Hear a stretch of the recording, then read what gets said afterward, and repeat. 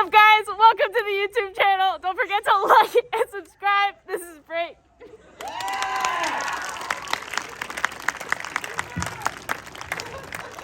Hello, everyone. I hope you guys had a good break and a restful weekend. Let's start break.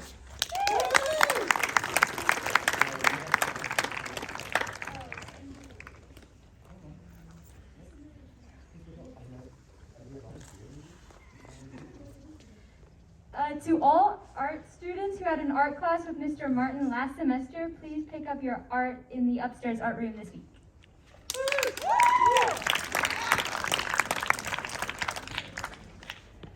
Okay, two things. First of all, Jets will now be meeting during the E-Day club meeting. And we also would love to have more underclassmen because we can have both underclassmen and upperclassmen teams. If you're interested in doing some fun engineering challenges, a really interesting essay and some multiple choice questions in our competition in February, please join us today in Mr. Johnson's room. And then second of all, Math Club is going to start doing a really cool math exposition project. And our topic is how many corgis would it take to power the entire Earth? And how fast would their legs have to move? It sounds simple, but it's not going to be. So if you're interested, join us A-Day club meetings to work on that problem. Thank you.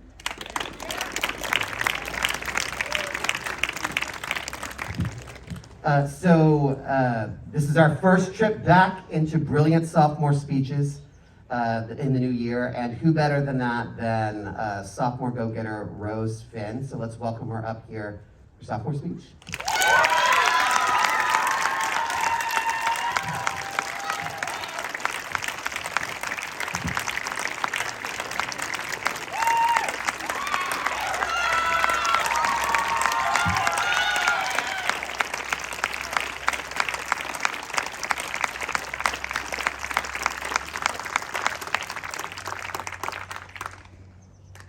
I remember a girl.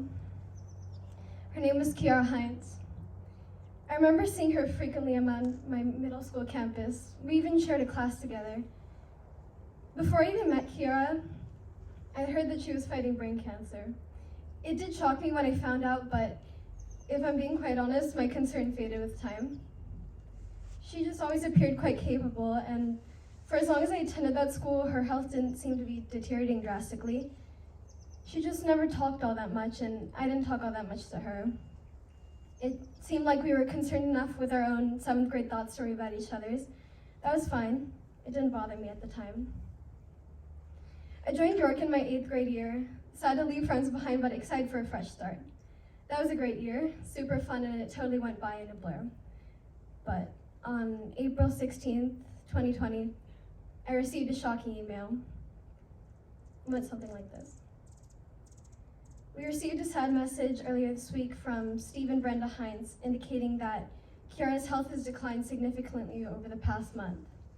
At this point, Kiara's treatments at Stanford have come to an end.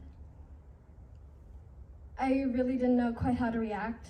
Shock, guilt, fear, confusion, worry all fought for my attention. And it seemed they all won. I was a mess of emotion for days. A week later, I received the second email. I cannot describe to you how painful that letter was. I broke down halfway through reading it. The following days were overwhelming. The anxiety, the tears, and that strange suffocating guilt followed me everywhere.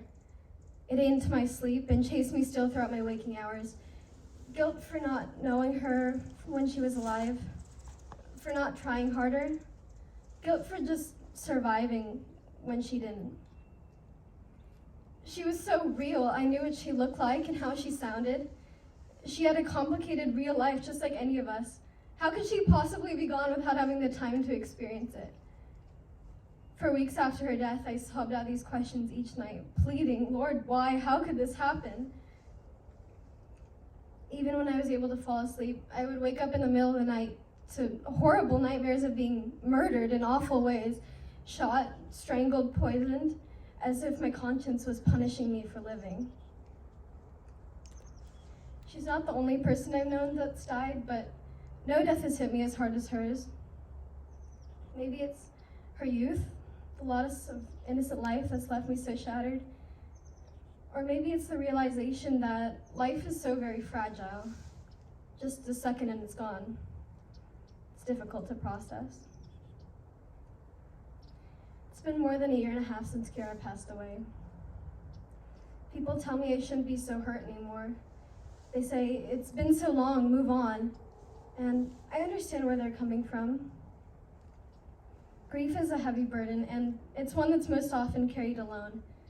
It's inexplicable, a personal battle, because no one can fully understand the way we feel. Sometimes we don't even know how we feel ourselves. The scars of grief take time to heal, lots of time. Even when I think I've moved past my sadness, the smallest thing will trigger a flood of memories and rip open the stitches. My memory hurts so much because I know I've lost my chance to know her. She's gone, and it's too late now. I can't even tell her I'm sorry, but Kiara, I remember you. I'm always gonna remember you. Thank you.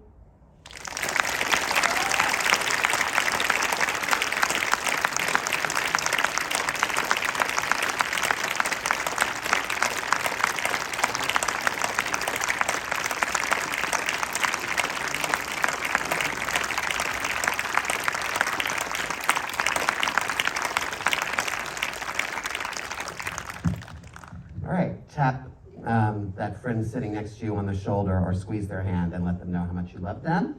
And let's move on to some important business for the rest of the week.